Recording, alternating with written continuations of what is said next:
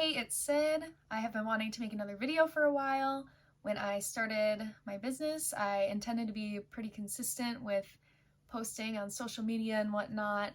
Even though I really don't like social media, I really do love social media at the same time because it allows people to deliver information in a cheap slash affordable way. I think everyone should have access to knowing proper information about health and how to take care of their body because we're all human and most of us don't know how to take care of a human. So that's a problem. Sometimes I am overtaken by the paralysis by analysis. I have lists upon checklists upon timelines upon vision boards, and sometimes I spend more time doing that than I do actually doing the things on those lists. So that is something I am working towards, is more doing, less list making. So here I am with no script and no bullet points on what I'm going to talk about today. It's all freestyle. I've started this video 4 times. Anyway, I wanted to talk about my story and my kind of health journey. I think it's helpful to hear about other people's stories and what they've gone through and how they resolved it, because maybe if you're going through some of the same things I was going through, maybe I can help you, find some answers a little quicker and decide where to go next. So I guess I'll just start off with me as a child. I grew up in a pretty standard household. We grew up eating food out of a box for the most part. Oscar Mayer hot dogs, peanut butter and jelly sandwiches, Chef Boyardee pizza rolls, things like that. Not very nutritious. If we ever ate vegetables, they were probably out of a canned green beans, canned peas, canned corn. I remember going to my dad's house and he was buying frozen vegetables. He would make me these frozen vegetables and I was like, what the heck? These are so much better than the crap out of a can. So I went back to my mom's house and I said that I would not be eating any vegetables out of a can, only fresh or frozen. That wasn't even a decision based on like health or like I want to be healthier and eat fresh. It was literally just about the taste. They're terrible. If you've had canned peas, you know what I'm talking about. That was the first time I really remember making a decision like that about my own health and not just kind of blindly going with the flow, I guess. I was a gymnast growing up as well, so I was pretty aware of what my body looked like, and it was pretty obvious when there was any weight gain, any weight loss, any bloating, which was a huge deal for me. It was a huge factor. I'm almost thankful that I was in a leotard every day, seeing the difference, because it made it pretty obvious when your stomach is 3 inches more distended than it was the other day. There's obviously something going on. I would have friends come over, I would have my teammates come over, I would write like workout plans for us. I'd make like an obstacle course in the backyard. We would bike to the high school and I would lead workouts on the track. I was always trying to be the workout leader and create little active things for us to do. I never thought of it as a thing like, oh, we need to be active. It was literally just fun for me. I really enjoyed doing that. I really loved being outside as much as possible. I loved running around, being active, trying new tricks and skills. I pretty much lived on trampolines in the backyard, in the grass, doing flips. It's funny looking back on that now because it never really crossed my mind as like a job for me. As I said, I was just enjoying it, but I ended up taking a job as a gymnastics coach at the gym that I trained at when I turned 14 years old, and I started with preschool gymnastics, which is insanely fun. It is so adorable, and I worked my way all the way up to coaching high school gymnastics. I always kind of had like a natural draw or attraction to physical activity, physical ability. I really like challenges, physical and mental challenges. And along with that, I also really liked eating to feel good. I was trying to think back on when I officially was looking at nutrition as a way to, nourish my body and thinking of it differently than just, this is food, it tastes good, whatever. And I thought that it was after I had developed food sensitivities in high school, but I was looking back and actually it was before that. I don't know what happened or why, but I just kind of developed an interest in that. I was doing what's in your lunchbox interviews and like what's in your lunch interviews in school, taking my phone around and taking videos of people, what do you have today? And like rating their food, evaluating their food, which is so funny to look back on, because I was doing what I do now basically, but I never thought of it as a job. I seriously was having fun. I was literally just living my best life. I was joking around with people, talking about food. I did like the health aspect of food, but I did it in a really like ironic and comedic way. So it really was just all fun for me. Growing up as a gymnast, I was a more stocky build, I guess. I naturally put on muscle a little easier. That was definitely an advantage for gymnastics, but also it was really hard for me to be around these other girls that were super tiny. When I was younger, I didn't think anything of it. It wouldn't really cross my mind ever. I wouldn't look at these girls and, look at their body type, comparing it to mine. I would just be at gymnastics having fun with my friends. But then other girls would, start making comments about me and my build and whatever. And we can make comments, we can comment on things, we can have opinions, but it did kind of suck because then it started drawing attention to myself and I started comparing a little bit more and wondering why I was, not as tiny as they were when I was definitely eating better than they were and definitely working harder than some of them were. But it didn't really get bad until after my food sensitivities developed. So I was having all of these weird problems at the same time. They seemed unrelated, but really they were related. I was having severe gut issues. I would seriously lay on the kitchen floor in fetal position with stomach aches so bad I can't even explain it. I would go to the doctor and they were like, oh, well, it just sounds like you're lactose intolerant. They said that multiple times. We went in for this issue multiple times because it was excruciating pain. It was like all of my organs had, turned into rocks, if that even makes sense. It was not fun. And to go to the doctor and have them just blow it off as lactose intolerance, like whatever, like get over it. Around the same time, I was also having a lot of asthma issues. I did not have asthma as a kid.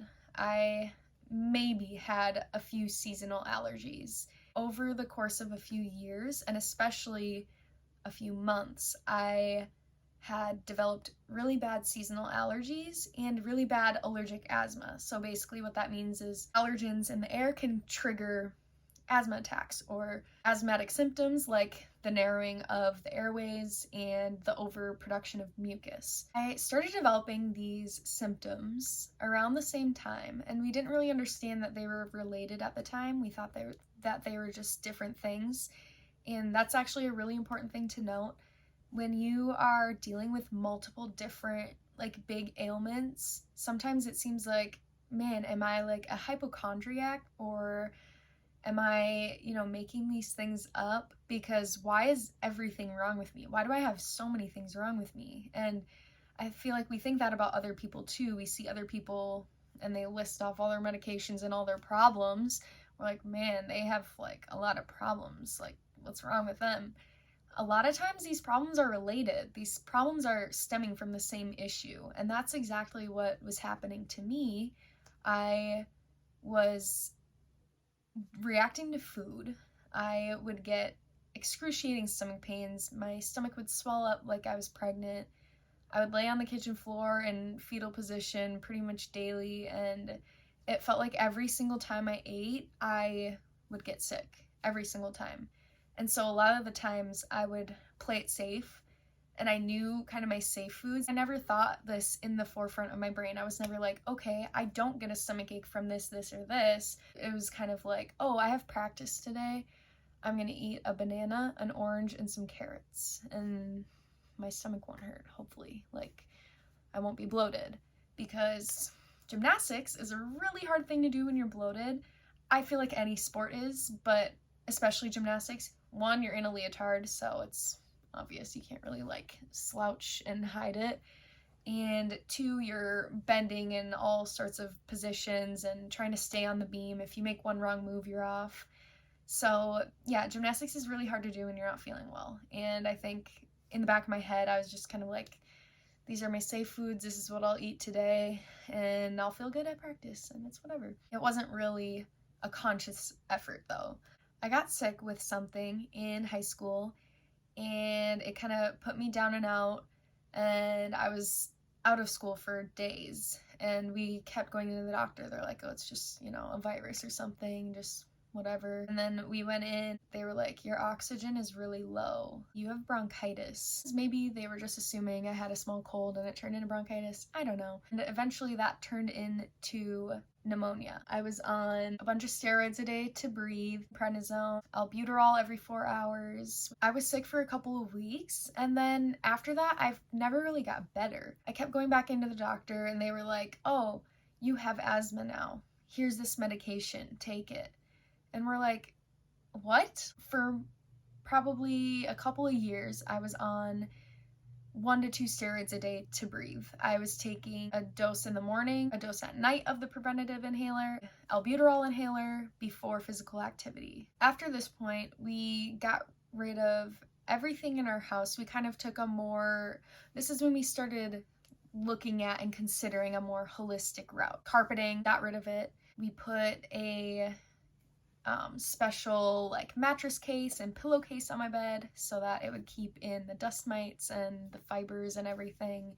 Got rid of a lot of household cleaners, and I got a little better. I got manageable. I was able to, live my daily life. I was still taking medication every day, but I was able to actually go to school and everything. But then it kept getting worse. The medication would work for a while, and then it would slowly kind of taper off, stop working. I would go back in, they would increase the dose, it would work, taper off, and stop working, and then I would go back in. And the last time I went back in, we went in, and first of all, they measured my height wrong, and I was like, ugh. Red flag number 1, they couldn't even get my height right. But then after that, they were like, here's what we're gonna do. We prescribed you 5 different medications, 5 different inhalers. You're gonna go to the pharmacy, pick up one of them, choose any, it doesn't matter. Try it. If it works, it works. If it doesn't, go back to the pharmacy and fill one of the other ones, and then try that one. And we'll keep going until we find what works. Is that even safe to just be like, playing around with these medications, these inhalers? I think it was after this we decided to go to a naturopathic doctor, which was a very good move. It was not perfect, but it was definitely a good move. So we went in, and based on what I was telling her, she was kind of like, yeah, these symptoms are actually related. And based on what you're saying, you're having some kind of autoimmune reaction to something, or autoimmune response, which that's when it kind of clicked. Oh, I'm reacting here, and I'm reacting here in my gut. I'm just reacting. I'm reactionary. It's not like these separate weird issues. It's that my immune system is weak and overreacting to something. So the next step is to figure out why. Why is my immune system overreacting? Is there an underlying condition? That would have been my first step anyway, but unfortunately back then, that was not the first step we took. We instead did a full food sensitivity panel. If you've never done a food sensitivity panel, basically what they do is take your blood, and then they test if there are any antibodies in your blood for all of these different foods. You can choose like the list of different foods and see what you might be reacting to. Unfortunately, at this point, I didn't know this either. These food sensitivity tests aren't great because just by eating anything, you're gonna have some antibodies from that food in your bloodstream. Getting that test done and getting these results back, we're looking at it saying, oh my gosh, I'm allergic to all of these foods. Like, I'm sensitive to all these. I need to stop eating them all. And so that's exactly what we did. I think it was 33 food items. We cut them all out of my diet, and I stopped eating gluten. I stopped eating dairy, sesame, black pepper. After that, I bought an entire bundle of bananas and ate that for dinner while my team ate spaghetti for their spaghetti dinner before meat. And that week, I ate nothing but bananas and oranges and carrots. And that went on for another few weeks. Every now and then I would have a small portion of something. If my family had spaghetti for dinner, I would eat some of the spaghetti sauce. If they were eating tacos, I would eat some taco meat. It was pretty lame. I was probably eating about 700 calories per day over a long period of time. Meanwhile, I was not able to find my feet anymore at gymnastics. I would kind of black out and get lost in the middle of certain skills where I'm doing a lot of, like, when there's a lot of momentum, and I would like end up on the floor and be like, whoa, what the heck just even happened? Thought that was unrelated too. It was definitely because I was not eating enough food, but no, I wouldn't think of that. Nobody would think of that. Out of meat, it happened again. I was just not having a good time and couldn't find my feet. And then that's the first time where I really almost like passed out.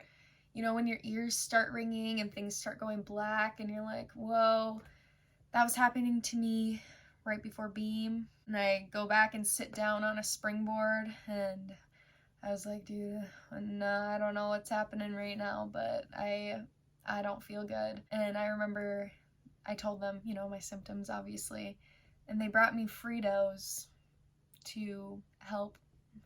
And I was like, oh, I'm okay, I'll just have water. They were like, no, like, you need to eat that. You know, if nothing else was available, it's probably better than nothing, because my body needed energy. It needed calories at that point. We left that meet. We went directly to the grocery store and I bought a bunch of food. So it was nothing like severe that happened. It was just all of these little things that were adding up, and something was wrong. Something was wrong. My stomach hurt after every single time I ate. I was literally afraid to eat. So out of that, I started eating a little more slowly, but I still was going at it the wrong way. I would have, you know, a smoothie for breakfast and oatmeal for lunch and, you know, something lame for dinner. And yeah, I just never really understood that my body needed more than what I was giving it. Because I wasn't, you know, super tiny, I was like, well, obviously I'm eating too many calories. I was constantly in that mindset of eat less, make sure you're eating less, don't eat too much. I kind of got a hold of the whole gluten-free thing, dairy-free thing. I was exploring recipes and, you know, different cool products, and I was eating more for sure than I was before, but still not enough. Still kind of thinking like, okay, I'm not tiny, so I'm eating too much, and kind of continuing like that.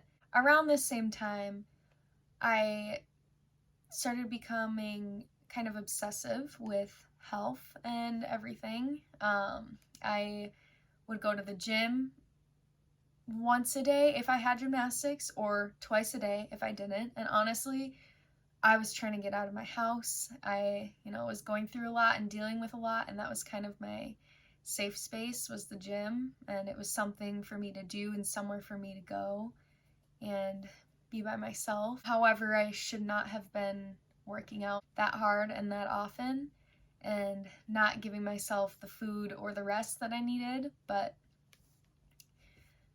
that was kind of the start of that. And then when I graduated, I started jumping on the plant-based train. And that was something that I felt kind of guilted into. I was watching a lot of videos and reading a lot of things about how scary red meat is, and Banana Girl, she eats 15 bananas for breakfast and then 5 potatoes for dinner, and she's shredded and hot and totally perfect and totally healthy. And so then I was like, maybe I'm doing everything wrong. Let me try plant-based. And so that's kind of what I did. I wasn't super strict, but I did basically eat smoothies and salads. That was when my symptoms started returning. My digestion was awful, my skin was awful, I felt terrible, I had no energy, I had no motivation, and I didn't really correlate it with the whole, plant-based thing. I switched out of plant-based more based on convenience, not really having a moral or I didn't really have a change of heart. It was more a convenience thing. And then I started really getting into like ancestral nutrition and paleo, which was super helpful for me because I was ill and I was not feeling good. And that kind of initiated my journey into like whole food nutrition. And I don't have like a special label or category that my current diet fits into. I'm past that. I currently eat real food and make sure that I feel good eating it and listen to my body. Be honest about any ailments I might be having or symptoms I might be having from certain foods. So yeah, that was kind of my whole experience growing up and finding my way to wellness and health. And now I'm so happy to be working with other people on their health and wellness. It is literally my pride and joy. I love helping people and I love health, so being able to combine the two is amazing. And I am super excited to help more people, and hopefully this video helps you if you are struggling with any of those things or even other things that aren't related to what I went through. I work with so many different people. So yeah, get your free evaluation done and we can chat about a plan going forward. All right, see ya.